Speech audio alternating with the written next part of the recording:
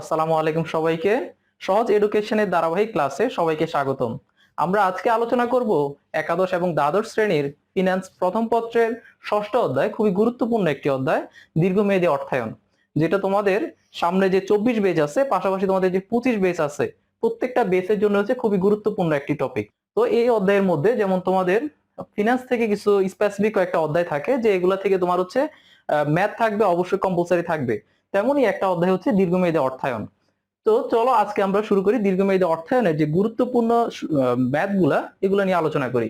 এই অধ্যায় থেকে দীর্ঘমেয়াদী অর্থায়ন কথাটা যদি আমরা প্রথমে যদি উচ্চারণ করি, তাহলে আমরা বুঝতে পারি দীর্ঘমেয়াদী অর্থায়ন মানেটা কি। অর্থায়ন আমরা জানি নর্মাল হচ্ছে তিন ধরনের। একটা হচ্ছে স্বল্প মেয়াদী অর্থায়ন, মধ্যমেয়াদী অর্থায়ন এবং দীর্ঘমেয়াদী অর্থায়ন। তাহলে দেখো স্বল্প মেয়াদী অর্থায়ন বিষয়টা কি। স্বল্প মেয়াদী অর্থায়ন হচ্ছে যে অর্থায়নের মেয়াদ 0 থেকে 1 বছরের মধ্যে সময়সীমার ভিতরে হয়ে থাকে, সেটা হচ্ছে স্বল্প মেয়াদী অর্থায়ন। তারপর হচ্ছে মধ্যমেয়াদী অর্থায়ন। মধ্যমেয়াদী অর্থায়নটা কি? যেটার মেয়াদ হচ্ছে 1 থেকে 5 বছর মেয়াদী হয়, সেটা হচ্ছে মধ্যমেয়াদী অর্থায়ন। তারপর দেখো সর্বশেষ হচ্ছে দীর্ঘমেয়াদী অর্থায়ন। দীর্ঘমেয়াদী মানে কি? যেটা হচ্ছে অনেক লং সময়ের জন্য যেটা হয়ে থাকে। তেমনি দীর্ঘমেয়াদী অর্থায়ন হচ্ছে 5 বছরের অধিক সময়ের জন্য, যেটার কোনো সময়সীমা থাকে না। তাহলে চলো আমরা শুরু করি দীর্ঘমেয়াদী অর্থায়ন। এখন দীর্ঘমেয়াদী অর্থায়নটা সংগ্রহিত হয় কিভাবে? আমরা জানি স্বল্পমেয়াদী অর্থায়ন সংগৃহীত হয় হচ্ছে, যেটা হচ্ছে তোমার কি হয়, অপ্রাতিষ্ঠানিক উৎস, যেমন আত্মীয় স্বজন বা হচ্ছে, যেহেতু স্বল্পমেয়াদী অর্থায়ন টাকার পরিমাণটাও কম থাকে, তাহলে এটা আমরা উৎস সংগ্রহ করতে পারি অপ্রাতিষ্ঠানিক উৎস থেকে। অপ্রাতিষ্ঠানিক উৎস যেমন যেমন হচ্ছে আত্মীয় স্বজন, বন্ধু বান্ধব। আর প্রাতিষ্ঠানিক উৎস কোনটা? যেটা হচ্ছে ব্যাংক, বা যেমন হচ্ছে প্রাতিষ্ঠানিক যে উৎসগুলো থাকে, কর্তৃপক্ষ থাকে। তারপর হচ্ছে তাহলে দীর্ঘমেয়াদী অর্থায়নটা সংগ্রহ করা হয় কিভাবে? তোমার হচ্ছে ঋণপত্রের মাধ্যমে বা হচ্ছে বন্ডের মাধ্যমে। এই যে বন্ড আসছে, এই চ্যাপ্টারের মধ্যে আমরা মূলত যে ম্যাথ গুলো করবো, সেটা হচ্ছে বন্ডের উপরে করব। বন্ডের এখানে আমরা দুই ধরনের ম্যাথ করব। একটা হচ্ছে বিভি, মানে ভ্যালু অফ বন্ড। তারপর আরেকটা যেটা করব, সেটা হচ্ছে ওয়াইটিএম, ইয়েল্ড টু ম্যাচিউরিটি, মানে মেয়াদ পূর্তিতে যে আয়ের হারটা পাবো আমরা। তাহলে চলো আমরা প্রথমে শুরু করি বিবি। আমরা ম্যাথ করার আগে আমরা সবার আগে হচ্ছে যে সূত্রগুলা থাকে, এই সূত্রগুলো আমরা আগে ক্লিয়ার করে নিই। তাহলে প্রথম আছে আমাদের বিবি, মানে ভ্যালু অফ বন্ড। তাহলে এখানে দেখো, বন্ড এটা তোমার থাকতে পারে বন্ডের প্রকৃত মূল্য দিয়ে থাকতে পারে, বন্ডের বর্তমান মূল্য দিয়ে থাকতে পারে, বিবি দিয়ে থাকতে পারে, বা হচ্ছে অভিহিত মূল্য দিতে পারে, লিখিত মূল্য দিতে পারে। তাহলে এটা যেটাই দেখবা সেটা বুঝবা যে এটা হচ্ছে বন্ড চাইছে এখানে। এখন বন্ড বিষয়টা কি? বন্ড হচ্ছে যে বেসরকারি এবং সরকারি সংস্থা বা যে কর্তৃপক্ষ, যারা হচ্ছে বিভিন্ন প্রতিজ্ঞাপত্র বা অঙ্গীকার পত্রের মাধ্যমে অর্থ সংগ্রহ করে, সেটা হচ্ছে বন্ড। এখন বন্ড হয় নরমালি এই চ্যাপ্টারের মধ্যে আমরা পাবো হচ্ছে coupon bond. Coupon bond, zero coupon bond এবং চিরস্থায়ী বন্ড। তোমাদের মেইনলি সমস্যা হয় এখানেই, যে কোনটা কুপন বন্ড, কোনটা জিরো কুপন বন্ড, কোনটা হচ্ছে চিরস্থায়ী বন্ড। এটাই অনেকে আছে আমরা খুঁজে বের করতে পারি না। আর খুঁজে বের করতে পারি না বলে আমাদের হচ্ছে ম্যাথে সমস্যা হয়। দেখো তাহলে আমরা কয়টা বন্ড হচ্ছে তিন ধরনের। একটা হচ্ছে coupon bond, zero coupon bond, আর হচ্ছে চিরস্থায়ী বন্ড। তাহলে আমরা কুপন বন্ড কিভাবে চিনবো? কুপন বন্ড চেনার উপায় হচ্ছে, তোমরা উদ্দীপকে লক্ষ্য করবা যেখানে মেয়াদ থাকবে, সুদের হার থাকবে, সেটা হচ্ছে কুপন বন্ড। ঠিক আছে? তাহলে মেয়াদ এবং সুদের হার এটা দিয়ে তোমরা মনে রাখবা। এটা তোমাদের হচ্ছে ক নাম্বার যে কোশ্চেনটা থাকবে, এখানে জিজ্ঞেস করতে পারে যে কুপন বন্ড কাকে বলে, বা জিরো কুপন বন্ড কাকে বলে, চিরস্থায়ী বন্ড কাকে বলে।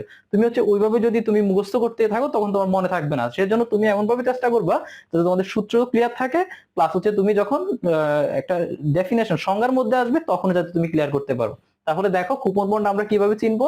যেখানে মেয়াদ থাকবে, সুদের হার থাকবে, সেটাই হচ্ছে কুপন বন্ড। যে বন্ডে মেয়াদ থাকবে, সুদের হার থাকবে, সেটাই হচ্ছে কুপন বন্ড। তাহলে কুপন বন্ডের সূত্র কি? কুপন বন্ডের সূত্র হচ্ছে বিবি। বিবি মানে কি? Value of bond. Value of bond equal to capital letter I. এখানে একটু খেয়াল করতে হবে তোমাদের, তোমরা মেন সবাই হচ্ছে এই জায়গাটাতে ভুল করো, কোনটা ক্যাপিটাল লেটার আই, কোনটা স্মল লেটার আই। তাহলে ক্যাপিটাল লেটার আই মানে হচ্ছে কি, যেমন 100 টাকায় হচ্ছে 10% লাভ। এই যে 100 টাকায় 10 টাকা, 100 টাকা 10% কত টাকা? 10 টাকা। এই 10 টাকা হচ্ছে তোমার ক্যাপিটাল লেটার আই। আর এই যে 10 টাকার বা 10% বলছে, 10% মানে কত? 0.10। এটা হচ্ছে তোমার স্মল লেটার আই। তাহলে ক্যাপিটাল লেটার আই কোনটা, স্মল লেটার আই, এর জায়গাটা তোমরা আশা করি আর পরবর্তীতে ভুল করবা না। তাহলে দেখো, BB value of bond equal to capital letter I into 1 minus 1 divide by 1 plus KD. KD মানে কি? কেডি মানে হচ্ছে প্রত্যাশিত আয়ের হার বা প্রয়োজনীয় আয়ের হার। তারপর দেখো কেডি আর এন। এন মানে হচ্ছে কি? এন মানে হচ্ছে নাম্বার অফ ইয়ার বা বছর। তাহলে সূত্রটা আমরা আরেকবার একটু দেখি। বিবি value of bond equal two capital letter I into 1 minus 1 divided by 1 plus KD the power n divided by KD plus MB divide by 1 plus KD power N. এখন আমরা প্রত্যেকটা আলাদা আলাদা আমরা কিভাবে এটা খুঁজে পাবো সেটা একটু দেখি।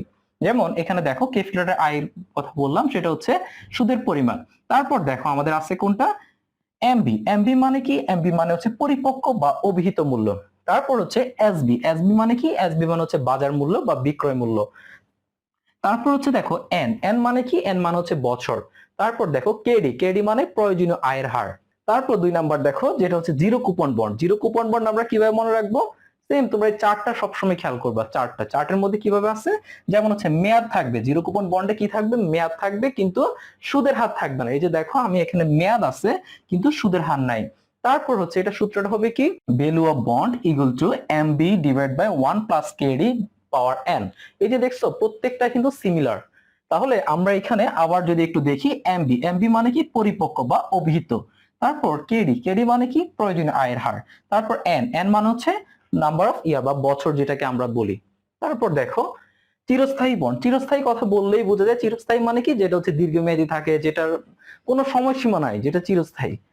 তারপর তাহলে চিরস্থায়ী আমরা কিভাবে চিনবো, চিরস্থায়ী হচ্ছে যেটাতে মেয়াদ থাকবে না কিন্তু সুদের হার থাকবে। বুঝতে পারছো? তাহলে চিরস্থায়ী বন্ড মানে হচ্ছে যেখানে মেয়াদ থাকবে না কিন্তু সুদের হার থাকবে। তাহলে চিরস্থায়ী বন্ডের সূত্রটা একটু দেখি। চিরস্থায়ী বন্ডের সূত্র হচ্ছে BB, value of bond equal to I, capital letter I divide by KD. এখন আমরা দেখবো ওয়াইটিএম, ইকুয়ালস টু ম্যাচিউরিটি, মানে হচ্ছে মেয়াদ পূর্তিতে আয়ের হার। তাহলে দেখো YTM equal to capital letter I plus MB minus SB divide by N divide by MB plus SB divide by 2 into 100। এখানে একটু দেখো MB plus minus SB divide by N, এরপর তুমি দেখবা MB plus SB divide by 2। তুমি শুধু এই জায়গাটা মনে রাখলেই দেখবা তোমাদের সহজ হয়ে গেছে। মানে উপরে হচ্ছে মাইনাস, নিচে হচ্ছে প্লাস। তারপর হচ্ছে ইন্টু 100। ইন্টু 100 কেন আসছে, এখানে বলছে আয়ের হার। এখন হার আমরা কিভাবে বের করবো, হার অবশ্যই বের হবে যখন আমরা 100 কোনো কিছু সংখ্যার সাথে 100 গুণ দিব। তাহলে দেখো এখানে এমবি। এমবি মানে কি, একটু আগে আমরা শিখেছি, এমবি মানে হচ্ছে পরিপক্ক বা অভিহিত। তারপর এসবি। এসবি মানে বাজার মূল্য। তারপর এন। এন মানে হচ্ছে নাম্বার অফ ইয়ার বা বছর। ক্যাপিটাল লেটার আই মানে হচ্ছে সুদের পরিমাণ। MB plus SB divide by N into 100। YTM এর পাশাপাশি আমাদের আরেকটা সূত্র আছে যেটা তোমাদের নরমালি পরীক্ষায় খুব একটা আসে না, তারপর হচ্ছে তোমরা জেনে রাখো যাতে যদি বাই এনি চান্স তোমাদের পরীক্ষায় চলে আসে তাহলে যাতে কোনো ধরনের সমস্যা পড়তে না হয়। তাহলে দেখো YTC. YTC equal to capital letter I plus SP minus SB divide by N divided by SP plus SB divide by 2 into 100। তোমাদের এই দুই ধরনের সূত্র, একটা হচ্ছে বিবি আর একটা হচ্ছে ওয়াইটিএম, এই দুই ধরনের সূত্রগুলো যদি তোমাদের ক্লিয়ার থাকে তাহলে তোমাদের ম্যাথ করতে গেলে যে কোনো ধরনের ম্যাথ আসলেই তোমরা খুব ইজিলি পারবা। তাহলে দেখা হচ্ছে পরবর্তী ভিডিওতে। পরবর্তী ভিডিওতে আমরা ধারাবাহিকভাবে প্রত্যেকটা সূত্র অনুযায়ী আমরা ম্যাথগুলো সমাধান করার চেষ্টা করব। ধন্যবাদ সবাইকে।